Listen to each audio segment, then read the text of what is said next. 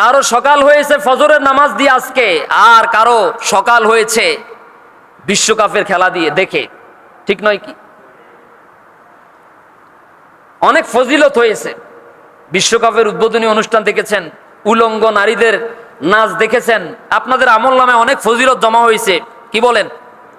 ফজিলত হয়েছে না?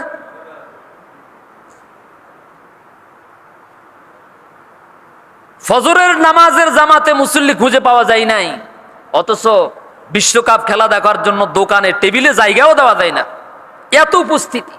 তোমরা মুসলমান, তোমাদেরকে দেখলে আফসোস লাগে। তোমাদের এই যে তুমি বিধর্মীদেরকে ভালোবেসে তাদের পোশাক গায়ে জড়াতে পেরেছো, আর আমার রাসূলকে ভালোবেসে মুখের মধ্যে একটু দাড়ি রাখতে পারো নাই। কিন্তু দেশ থেকে মাদক নির্মূল করার জন্য, খুন নির্মূল করার জন্য, ধর্ষণ নির্মূল করার জন্য তারা কিন্তু ওই রকম শক্তি প্রয়োগ করতে পারে না। ঠিক নয় কি?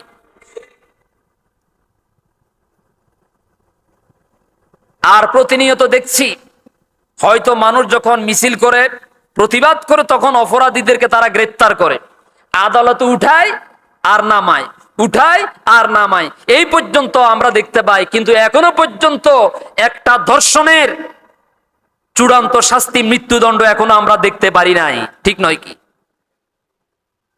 এগুলাকে আমি মনে করি, কারণ ধর্ষক ধর্ষণ করার পরে সে তো এলাকায় নিরাপদ নাই, এলাকার মানুষ তার খুঁজতেছে, মেরে ফেলবে, তো তখন সে আইনের আশ্রয় নিয়ে নিরাপদে সেখানে চলে যায়, সেখানে থাকে। নাম কাওয়াস্তে বলা হয় যে তারে মৃত্যুদণ্ড দেওয়া হয়েছে, রায় কার্যকর কবে হবে আল্লাহ ভালো জানে। আমরা চাই শুধু গ্রেফতারের মধ্যে সীমাবদ্ধ না রেখে, আমরা চাই একেবারে বড় স্টেডিয়ামের সামনে, হাজারো মিডিয়ার সামনে তাকে উপস্থিত করে ক্রসফায়ার দেওয়া হোক। এটা হচ্ছে আমাদের সবার পক্ষ থেকে দাবি। আপনার কি জান না এটা? ধর্ষণের শাস্তি মৃত্যুদণ্ড। আপনারা কি এই ব্যাপারে একমত নাকি দ্বিমত? একমত নাকি দ্বিমত? কোন মাদক সেবনকারী গ্রেফতার হওয়ার পর আমরা দেখতে পাই রাজনৈতিকভাবে আমাদের নেতারা তাদেরকে ছাড়ানোর জন্য উঠে পড়ে লাগে। আছে না নাই? মনে কষ্ট পাইলে কিছু করার নাই, বিষয়টা এরকমই।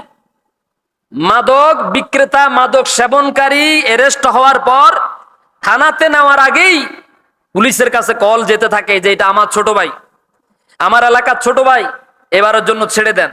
এভাবে করে যখন মাদক সেবনকারীরা, মাদক বিক্রেতারা, কিশোর গ্যাং নামক এই গজব, এদেরকে প্রশাসন তখন আর কিছু করতে পারে না, কারণ এদের পিছনে তথাকথিত কিছু বড় ভাই আছে।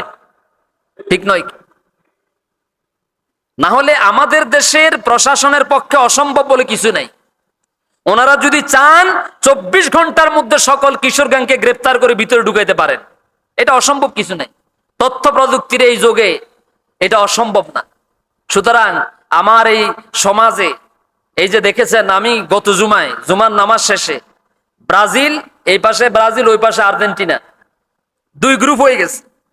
আমি হয়তো এই ব্যানারটা ছিঁড়ার পরে আমার ভাইয়েরা অবশ্য মনে কষ্ট পেয়েছেন, স্বাভাবিক মনে কষ্ট পাওয়াটা, আমরা লাগাইছি, হুজুরে ছেড়ে ফেলেছেন। আপনাদেরকে কষ্ট দেওয়ার জন্য না, বরং আমি আমার এই সমাজকে মারামারি মুক্ত রাখার জন্য, দ্বন্দ্ব সংঘাত মুক্ত রাখার জন্য এই কাজটা করেছি।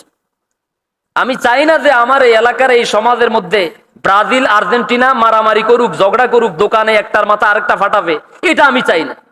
আমরা দেখেছি আগের বিশ্বকাপে বাংলাদেশের বহু জায়গায় খেলা হচ্ছে আর্জেন্টিনা নিয়ে, আর্জেন্টিনা খেলা হচ্ছে ব্রাজিল, তারপরে আরো আছে না বিভিন্ন হাবিজাবি, এই বিভিন্ন দেশে খেলা হচ্ছে, কিন্তু মারামারি হইতেছে, তর্কাতর্কি হইতেছে ধর্মপুরে। খেলা হচ্ছে কাতার স্টেডিয়ামে, মারামারি হইতেছে নোয়াখালীতে। মারামারি করে গত বিশ্বকাপের সময় আমরা দেখেছি বাংলাদেশে একাধিক মানুষের মৃত্যু হয়েছে শুধু খেলা নিয়ে তর্ক করে। ঠিক না? তা আমি যে ব্যানারটা ছিটছি, এতে কি আপনাদের মনে কি কষ্ট আছে নাকি? আপনারা বোধহয় বেজার, কেমন বেজার নাকি? গতকাল রাত্রে কারো রাত কেটেছে তাহাজ্জুদের নামাজে, কারো সকাল হয়েছে ফজরের নামাজ দিয়ে আজকে, আর কারো সকাল হয়েছে বিশ্বকাপের খেলা দিয়ে দেখে। ঠিক নয় কি? অনেক ফজিলত হয়েছে। বিশ্বকাপের উদ্বোধনী অনুষ্ঠান দেখেছেন, উলঙ্গ নারীদের নাচ দেখেছেন, আপনাদের আমল নামে অনেক ফজিলত জমা হয়েছে। কি বলেন? ফজিলত হয়েছে না?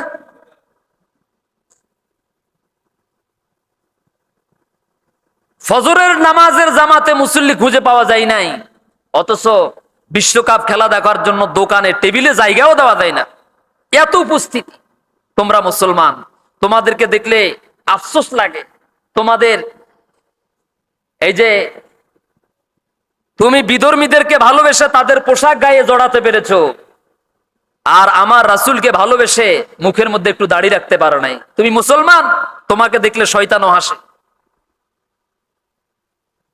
নবীজি সাল্লাল্লাহু আলাইহি সাল্লাম বলেছেন, যে ব্যক্তি দুনিয়াতে যাকে ভালোবাসবে, যাকে মহব্বত করবে, তার সাথে কিয়ামতের দিন তার হাসর হবে। কথা পরিষ্কার। দুনিয়াতে যে যাকে মহব্বত করবে, ভালোবাসবে, পছন্দ করবে, কিয়ামতের দিন তার সাথে কি হবে? মনে কষ্ট পাইছেন বোধহয়, আওয়াজে তো মনে কষ্ট পাইছেন। হক কথা একটু দিতেই লাগে, স্বাভাবিক। দুনিয়াতে আপনি যাকে ভালোবাসবেন, যাকে মহব্বত করবেন, যার ভালোবাসার হৃদয়ে লালন করবেন, তার সাথে আপনার হাসর হবে। আপনি মেসি, রোনালদো, আরো কি কি আছে না, এই দুইটার নাম জানি আর কি, আর বেশি জানি না। এদের ভালোবাসায় আপনি মুগ্ধ হয়ে তাদের ডিজাইনে চুলের ডিজাইন করেন, তাদের ডিজাইনে দাড়ির ডিজাইন করেন, তাদের ভালোবাসায় আকৃষ্ট হয়ে তাদের পোশাক গায়ে জড়ান।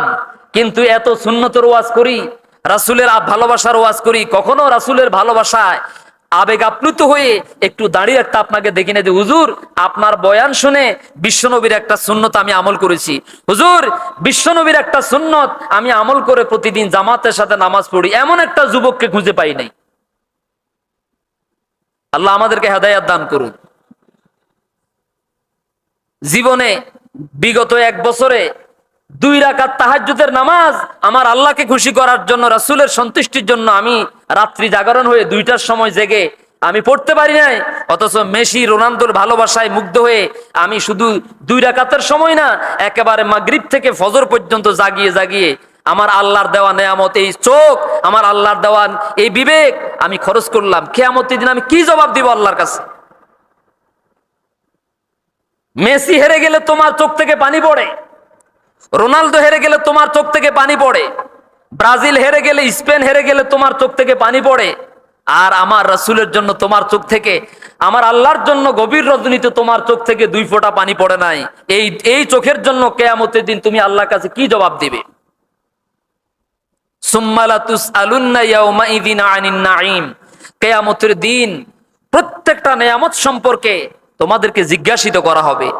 কেন তুমি রাতের বেলা জাগরণ ছিলে? কি পরিমাণ সওয়াব তুমি পেয়েছো? জবাব দাও।